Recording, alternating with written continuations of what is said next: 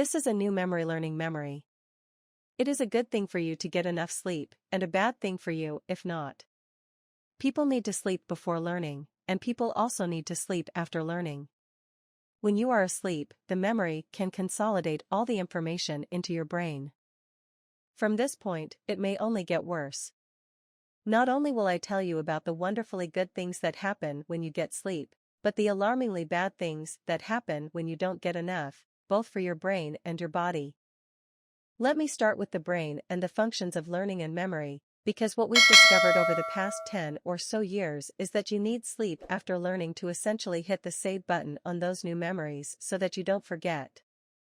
But recently, we discovered that you also need sleep before learning and now to actually prepare your brain almost like a dry sponge, ready to initially soak up new information. And without sleep, the memory circuits of the brain essentially become waterlogged, as it were. And you can't absorb new memories.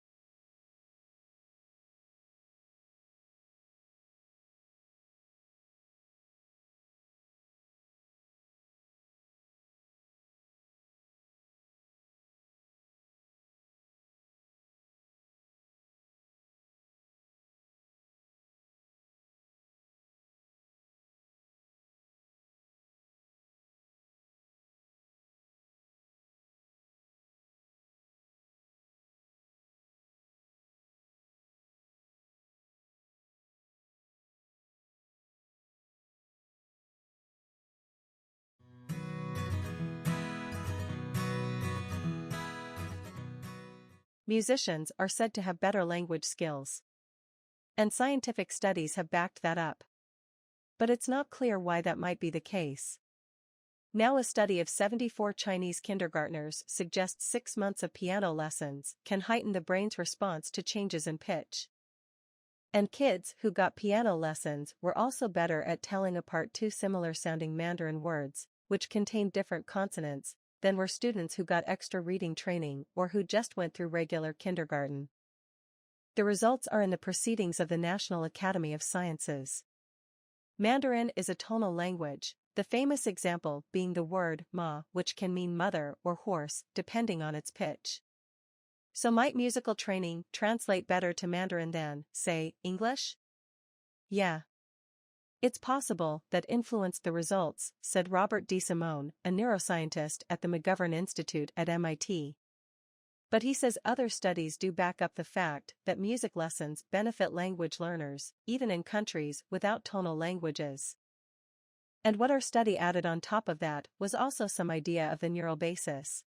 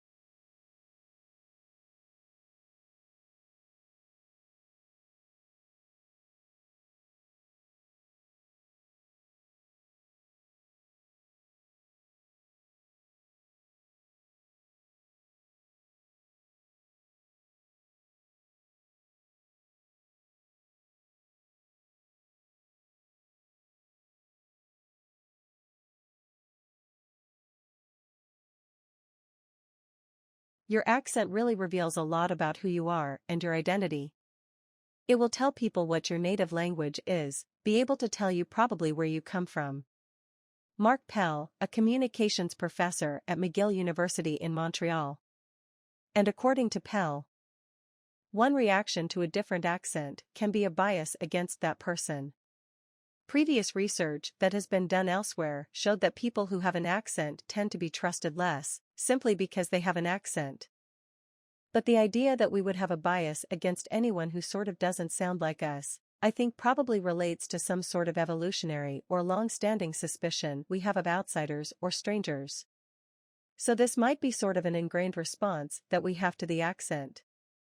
But accents aren't the only thing we listen for when we have to decide if we trust another person. Tone of voice also plays a role. Pell and his team wanted to know if people would trust a confident tone, even if it came from someone with an accent.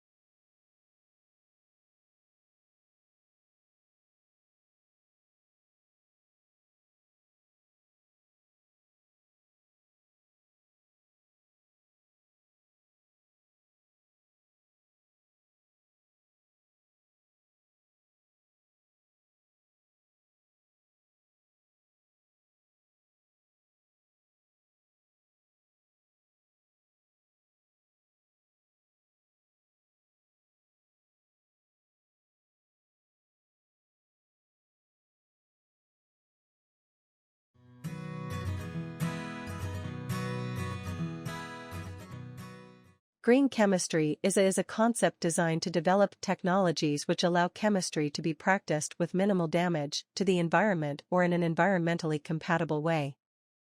And it's meant to cover both chemical processes and chemical products. The center, if you would, set up about 7 or 8 years ago, and the idea was to provide a hub of activities that covered fundamental research work, industrial collaboration, but also educational developments. So, we work with schools and on public projects as well, and also networking. So, we network out to well over 1,000 people around the globe.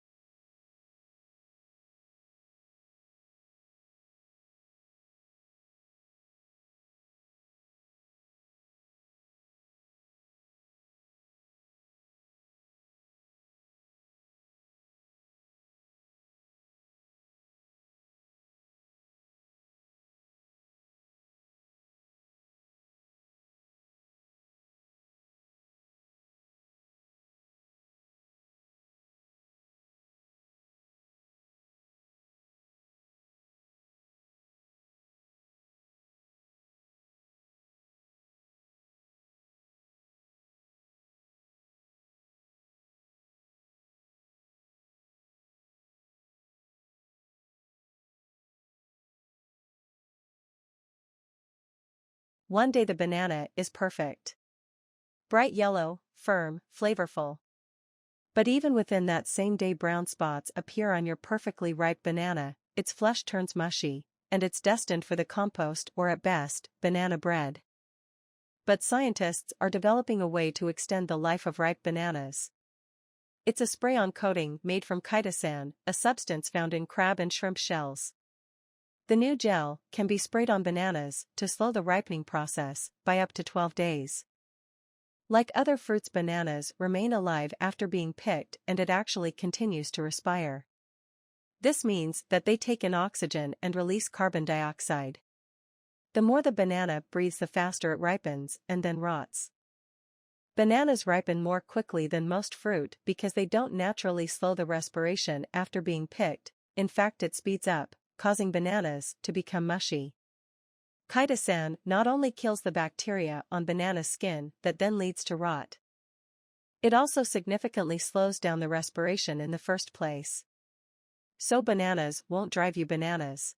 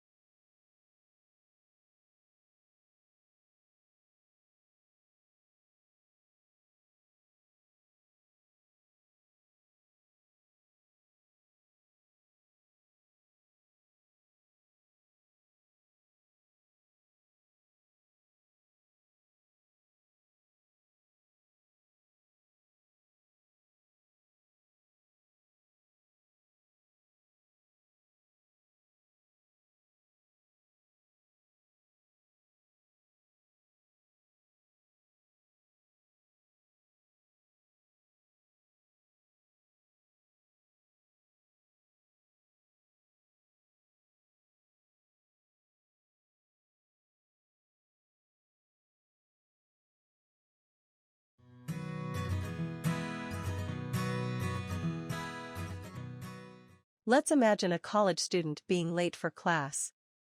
New J, who's her current teacher, learned about nonviolent communication and knows that it begins with a clear observation. During observation, he tries noticing concrete facts, things that happen at that very moment. New J jots down that and arrived 20 minutes late and that his pulse is up, possibly a sign of stress. When focusing on his feelings, New J connects with his heart and can learn to understand various underlying emotions. This is important because what seems to be anger might, in fact, be sadness. During this step, it is essential to distinguish feelings from thoughts. After class, New J shares his observation and explains to and that he feels disrespected when someone is late for his class. Knowing his needs is important because it allows him to enrich his life and feel at peace. If we disregard our needs or don't live up to our values, we experience stress and frustration. New J tells and that they should find a way to respect each other's values and desires. Lastly, there is the request, which clarifies what future New J wants for himself and this relationship. Clear requests are hence crucial to transformative communication. When we ask for concrete actions, we often find creative ways to ensure that everyone's needs are met.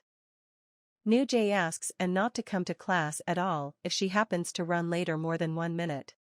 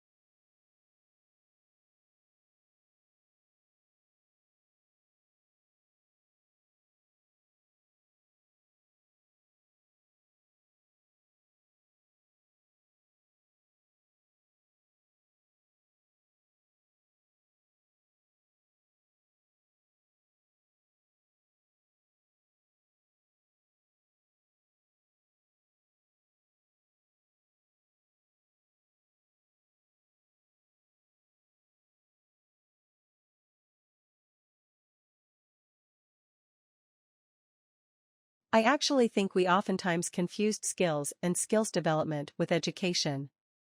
An education is actually designed to actually encourage the individual to consider questions they hadn't considered before.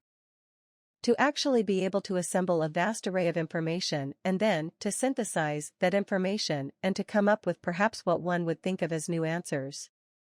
It's not about learning the most recent technique. And the challenge is that if you only talk about skills development the way knowledge is produced these days, a generation is 18 months. And so that means by the time you've actually finished school, oftentimes you're already behind the curve and some of that information is obsolete. If you're really truly educated, you then learn and you know how to go about pursuing the new acquisition of information, and that information that you can then synthesize and apply to what you already know means then that you're not behind the curve. You're keeping pace with the change that's always occurring in both technology and other aspects of American life.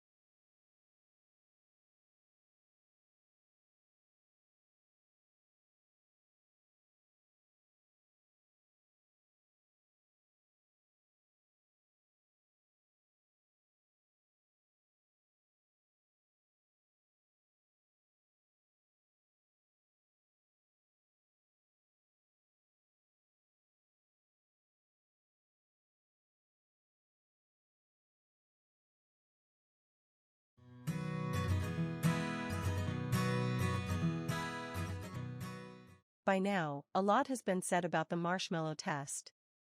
You guys probably know about this, where children are asked, "You can eat this one marshmallow now, or if you wait until I come back, you can get 2 marshmallows." People talk about this in terms of the resolution that little kids have and how good they are at resisting temptation and stuff. But there's something that's often overlooked here, which is that one of the most common strategies that kids use was simply covering their eyes. Just clapping their hands over their eyes so they're not looking at the marshmallow. And it turns out that's a very effective strategy. And so when we think about minimizing temptations, whatever your temptations are in life, just think about the ways that you can actually contractually minimize the temptation so it's not there, not a fake thing or anything. "Oh yeah, if it's in the back of the cabinet, I won't do it," but like actually get rid of the B.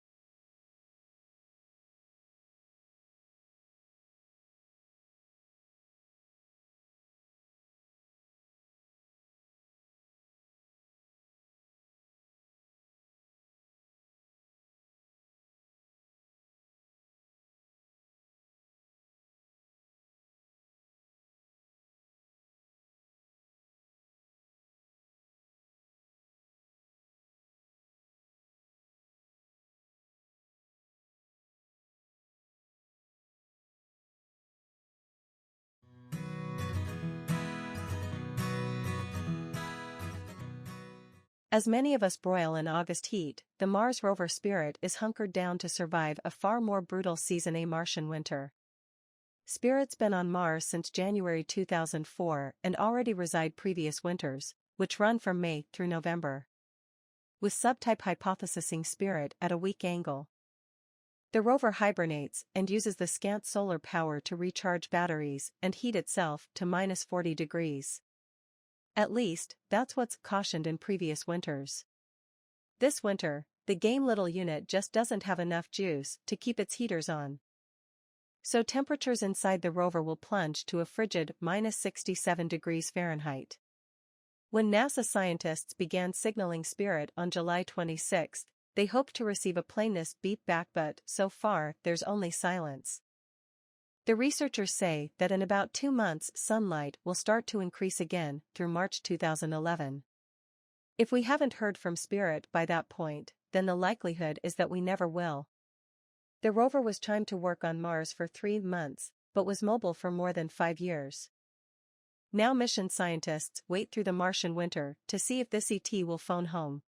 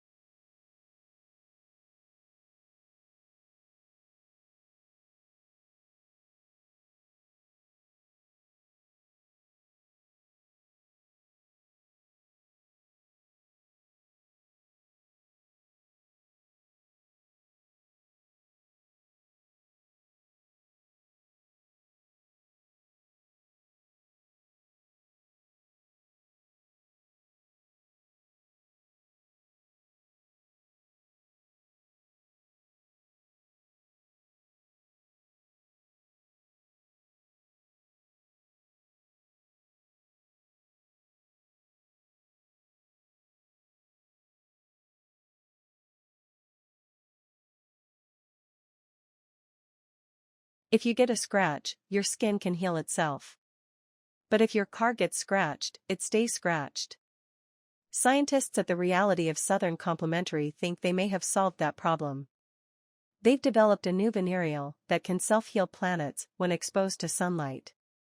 They published this PAP in the March 13 issue of the journal Science. The new technology first takes polyurethane, the coating on many cars. Then researchers added chitosan, that's a key polymer in crab and shrimp shells. The final bit thrown into the mix are minute amounts of oxetane rings, with 3 atoms of carbon and 1 of oxygen. The researchers are trying to mimic natural processes. Here's how it works. When there's a scratch enameling the molecule, the oxetane ring opens. It has 2 reactive ends. In sunlight, chitosan breaks into 2 chains and generates free radicals. Then those chitosan chains link up with the reactive ends of the oxetane, filling in the scratch. Researchers say this technique is much simpler and more cost-efficient than other attempts at self-healing. So maybe in the future, when your car gets scraped, it'll be all healed up before you have to spend any of your hard-earned scratch.